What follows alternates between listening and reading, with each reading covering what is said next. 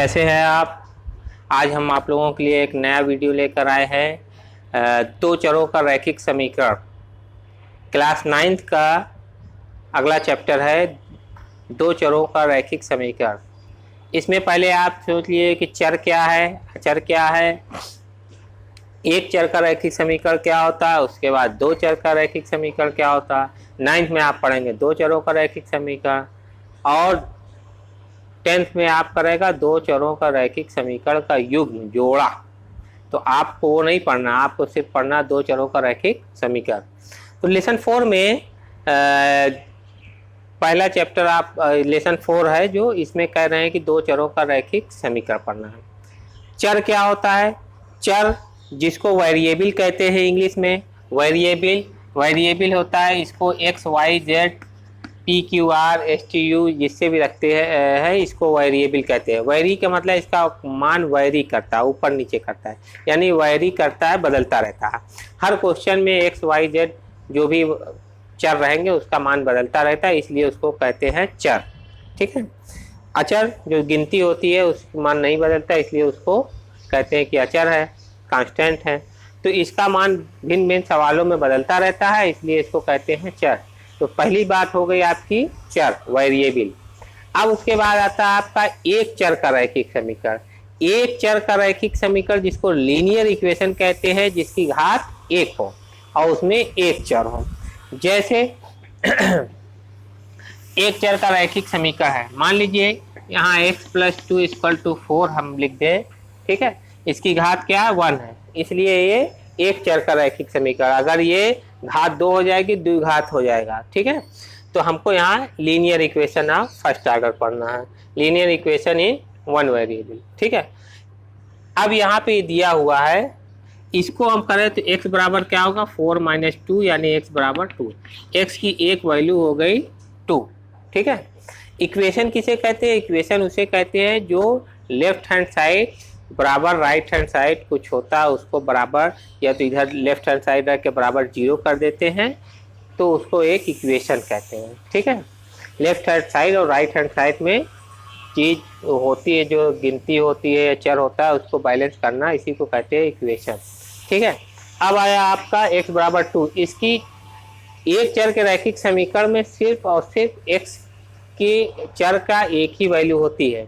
ठीक है, एक मान आता है। ठीक। अब आता है आपका दो चरों का रैखिक समीकरण, linear equation in two variable. दो चरों का रैखिक इक्वेशन क्या होता है? दो चरों का रैखिक इक्वेशन वो होता है जिसमें दो चर हो। ठीक है। दो चर का मतलब, जैसे मान लीजिए कि हम आपको पढ़ा रहे हैं, एक इक्वेशन ले लें for example 3x + 7 3x + y + 7 बराबर 0।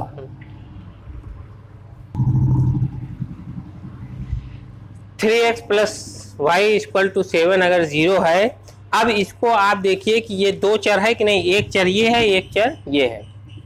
दो चरों का रैखिक समीकरण का जो स्टैंडर्ड फॉर्म होता है वो होता है आपका ax + by + c = 0। ठीक है। बराबर 0 होगा तो इक्वेशन हो गया ax + by + c = 0। अगर इसकी तुलना कर दी जाए, इसकी तुलना कर दी जाए तो a बराबर 3, b बराबर, यहाँ पे देखिए y की जगह 1 है, y के मल्टीप्लाई, इसलिए y बराबर b बराबर 1 और c बराबर आपका हो जाएगा 7। ये दो चरों का रैखिक समीकरण। यहाँ पर a b c जो है ये रियल नंबर है, a b c जो है ये रियल नंबर है। ठीक है। आइए इसका और एग्जाम्पल देखते हैं।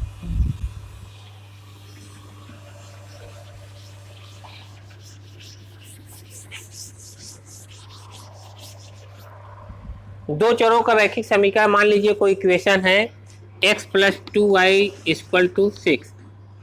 अब इसमें देखते हैं कि कितने मान हो सकते हैं, x के अलग अलग मान पे y के कितने मान हो सकते हैं। x बराबर अगर हम यहाँ पर 2 रख दें और y की जगह अगर हम 2 रख दें तो 2 दूना 4, 2 6 हो गया, यानी कि x बराबर 2 पे y बराबर 2। ठीक है। एक वैल्यू ये हो गई। इसका मतलब ये हो गया कि हमको जो है इसकी जो वैल्यू रखते हैं, पहले x का मान रखते हैं उसके बाद y का, पहले x होता है उसके बाद y होता। तो एक मान हो गया x बराबर 2 y बराबर 2। ठीक है, अब दूसरा मान लीजिए कि x बराबर अगर हम 0 रख दें, 2 इंटू कितना रखें कि 6 हो जाए, 2×3 6 हो गया ना। तो पहले दूसरा मान क्या हुआ, x बराबर 0 पे y बराबर 3। ठीक है, अगर हम x बराबर 6 रख दें तो क्या हो जाएगा, 2 इंटू अगर इसको 0 करें तभी ये 6 के बराबर होगा। तो तीसरा मान हो जाएगा आपका 6 0, x की वैल्यू 6, y की वैल्यू 0। ठीक है, अब यहाँ पर देखिए आप कि लीनियर इक्वेशन में, लीनियर इक्वेशन 2 वेरिएबल में x के अलग अलग मान पे y के अलग अलग मान आ रहे हैं। इसका मतलब ये हुआ कि इसके मान जो होते हैं इसके इनफाइनाइट सोल्यूशन हो सकते हैं। Linear equation in first variable में केवल एक सोल्यूशन होता है, इसमें मेनी इनफाइनाइट सोल्यूशन हो सकते हैं। जितना मान आप रखते जाए उतना आपका होता जाएगा। अब आइए आपको चलते हैं एक्सरसाइज 4, उसके कुछ क्वेश्चंस लगाया जाता है। एक्सरसाइज 4.1 का पहला क्वेश्चन है, आप लिख लीजिएगा, मैंने लिखा नहीं, आप 2 लाइन है लिख लीजिए कि एक नोटबुक की कीमत एक पेन की कीमत की दुगनी है। पेन की कीमत से किताब की कीमत दुगनी है। कह रहे हैं कि इसको लीनियर इक्वेशन इन 2 वेरिएबल में इसको आपको बनाना है इक्वेशन। ठीक है, तो मान लेंगे कि माना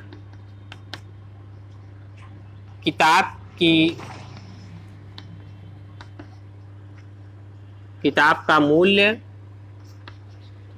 बराबर x रुपये और कलम का मूल्य बराबर y रुपये। अकॉर्डिंग टू द क्वेश्चन, इसका जो क्वेश्चन है मतलब ये कि प्रश्नानुसार कह रहे हैं कि बुक जो है वो पेन की दुगने दाम की है। तो यानी कि पेन के दाम में 2 से मल्टीप्लाई कर देंगे तो ये आपका हो जाएगा। तो इसको हम लिख सकते हैं x बराबर 2y या x माइनस 2y बराबर 0। इसको कह रहा है कि लीनियर इक्वेशन में आपको बनाना है। ठीक है, अगला क्वेश्चन देखिए 2 है, इसमें कह रहे हैं कि समीकरण दिए हुए हैं। इसमें कह रहे हैं कि समीकरण को ax plus by plus c के रूप में व्यक्त कीजिए और a b c के मान बताइए। जो समीकरण दिए हैं उसको ax plus by plus c के बराबर 0 के रूप में व्यक्त करना है और उसमें a b c की वैल्यू आपको बताना है कि कितनी है। आइए देखते हैं, पहला क्वेश्चन है, ये दिया हुआ है 2x प्लस 3y प्लस बराबर जो है 9.35 पे बार है। इसको हम ax plus by plus c बराबर 0 के रूप का बनाए तो क्या होगा, 2x प्लस 3y माइनस 9.35 की बार। ठीक है, बराबर यहाँ पे हो गया 0। ठीक है, इसको हम लिख सकते हैं 2x plus 3y plus minus 9.35 बार। एक क्वेश्चन एकदम आराम से समझा दे ताकि आगे का क्वेश्चन आप देखकर डायरेक्ट लिख दें। इसकी तुलना करने पर किससे, ax plus by plus c बराबर 0 से जब तुलना करेंगे तो a बराबर क्या है, b बराबर क्या है, c बराबर क्या है, आप खुद ही लिख देंगे कि a बराबर 2, b बराबर 3 और c बराबर माइनस 9.35। ठीक, अगला क्वेश्चन है आपका, इसको लिखिए minus 2x plus 3y minus 6 equal to 0। Direct बता दे, आप इतना कर लेंगे, बीच में प्लस लगा के माइनस का साइन कर दीजिए या डायरेक्ट तुलना कीजिए। ax plus by plus c बराबर 0 से तुलना करने पर, ठीक है, a बराबर क्या होगा -2, b बराबर क्या होगा 3 और c बराबर क्या है -6, है ना। अब आइए, हो गया। आइए इसको देखिए, ये वाला x माइनस 3y बराबर 0 या इसको आप लिख सकते हैं x माइनस 3y प्लस 0 बराबर 0। इसकी तुलना करें अगर आप तो ax प्लस by प्लस सी बराबर 0 से, तो क्या हो जाएगा, यहाँ पे 1 है, ए बराबर 1, बी बराबर -3 और सी बराबर 0। ये इस तरीके से आपका 4.1 चैप्टर जो है वो ख़त्म हो गया है। अब आइए 4.2 में चलते हैं। ठीक है, एक क्वेश्चन और देख लीजिए। 3x + 2y बराबर 0, 3x + 2 बराबर 0। ठीक है, यहाँ पर दिया हुआ है, यहाँ देख लीजिए 3x इस y नहीं है तो +0 × y कर दें, +2 बराबर 0, तो यहाँ पे a बराबर 3, b बराबर 0 और c बराबर 2। ठीक है, अब आइए हम आगे चलते हैं। नेक्स्ट वीडियो में बताएंगे। ये पहले आप इसको कायदे से पढ़ लीजिए, उसके बाद अगला वीडियो हम आपको बताने जा रहे हैं, तो नेक्स्ट वीडियो में देखिएगा 4.2।